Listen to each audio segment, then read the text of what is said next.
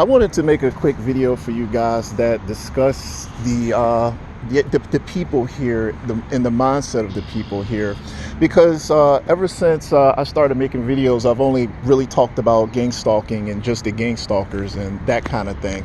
A lot of you guys might be wondering, well, what happens if you're not a stalker, you're not involved? Like, what's it like if you're just a normal person? So I can't speak as a normal person, obviously, but I want to just give you an idea of the type of people that I live around, and I'll let you sort of come to your own conclusions about that.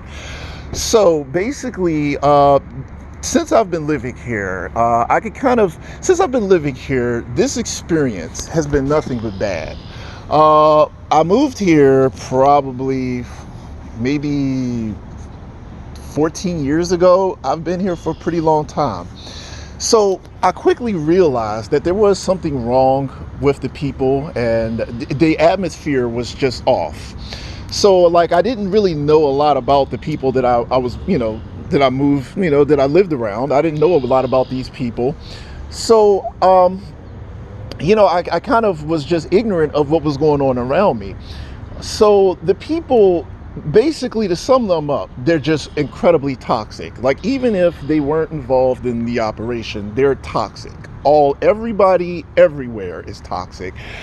If you were a good person, if you try to do the right thing, you start to quickly realize that people see that as a weakness or a vulnerability that they can exploit. And if, like, let's assume that people see that you have sort of a good nature. When you're in school, they will torment you, relentlessly torment you, to sort of purge you of whatever good might be inside of you, and to turn you into a monster like themselves. So you start to realize that most of the people that you live around are going to be horrible people. And even if they weren't naturally horrible people, they're going to be horrible people because they're going to be bullied if they're not horrible people. So what that does is it creates the most toxic environment you could ever be in. You have to remember that the reason why gang stalking is so prevalent in this area is because no one here has any morals, no decency, no one. How could you possibly have morals and decency if you're fucking gang stalking, or if you see people being terrorized and you don't even give a shit enough to try to stop them? So it just gives you an idea of the mindset of most of the people. Like, the dark side of the force, to use a Star Wars metaphor, surrounds this area. So since I've been here, my faith in humanity has almost basically been wiped clean. My faith in God holds, but it's being tested every single day. A lot of times I go through life wondering if this is a test of God, or whether this is like some sort of thing that you would read about in the Bible. I mean, the people are literally so toxic that you start thinking like that. You start wondering if this is a test, like God is testing you or something, because it's hard to imagine living in a community that's absolutely 100% evil and toxic. So if you do manage to stay a good person, it's highly likely that you will just kill yourself, because, I mean, you can't be a monster. And if you can't be a monster, your life will be a living hell.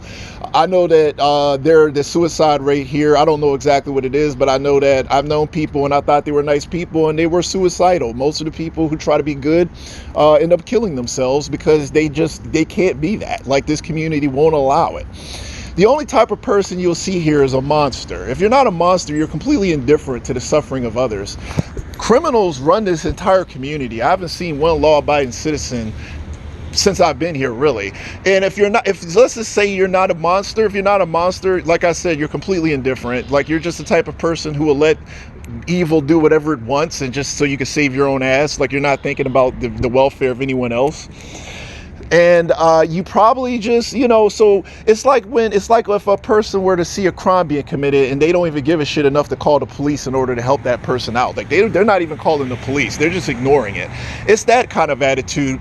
So now you might be thinking to yourself, well, this guy is obviously biased because he's being terrorized in this community. Well, a very reputable website did a survey, and it basically surveyed all 50 states in the United States. And it basically surveyed them for how toxic the people are, like the rudest, most toxic people. It was like a survey, a list of all 50 states, which the top 10 rudest, most toxic people, the state that I live in was number 2, second only to the state of New York.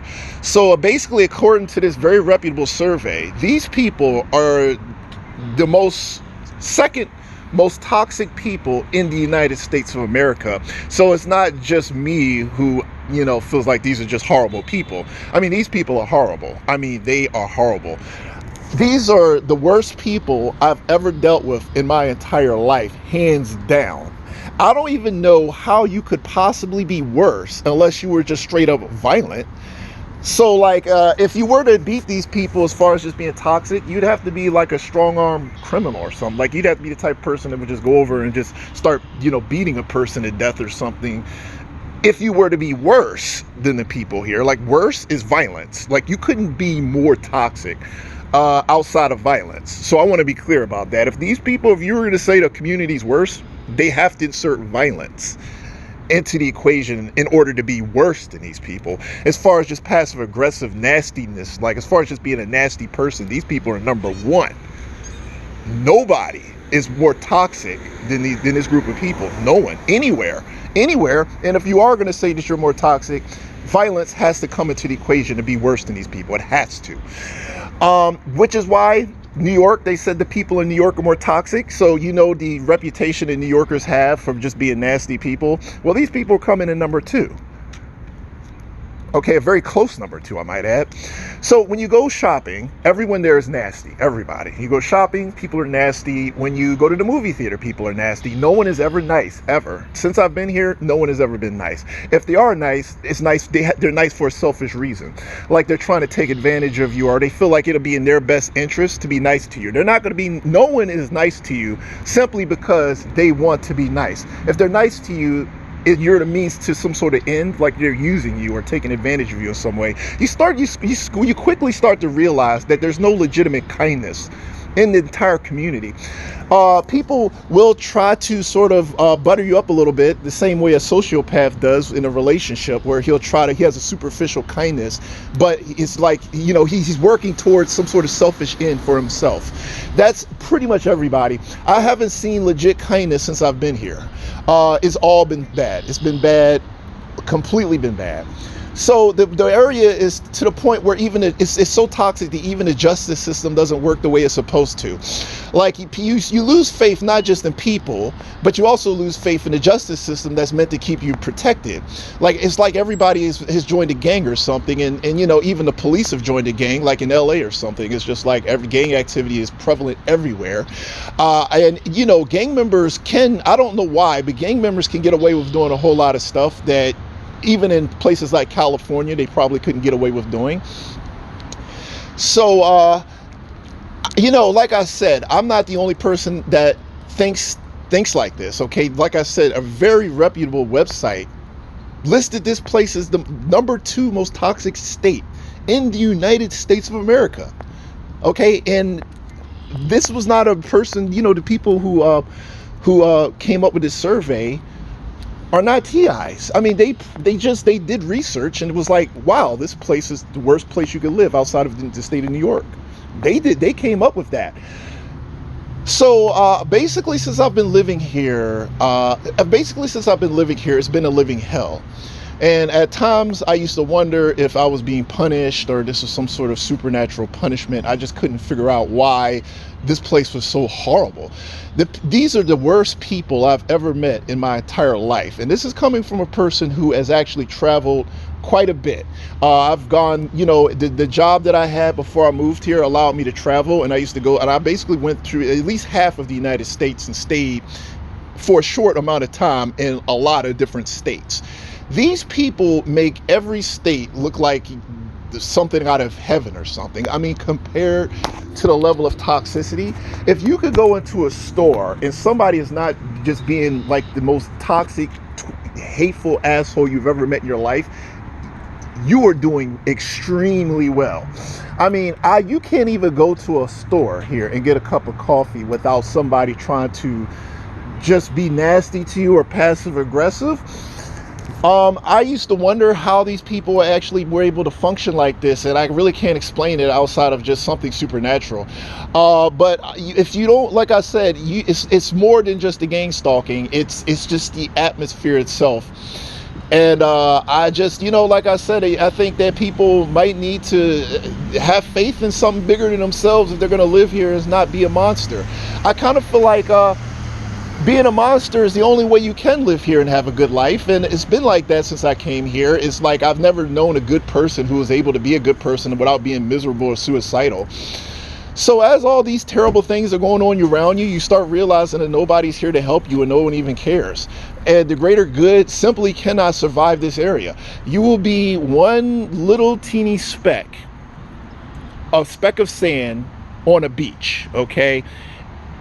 And so, and that's something that you have to make peace with, whether you like it or not, which also is stressful because you don't want to live like this. And it's, for some reason, it becomes incredibly difficult for you to get out of this situation once you're in it, because the people, for whatever reason, like to just torment you.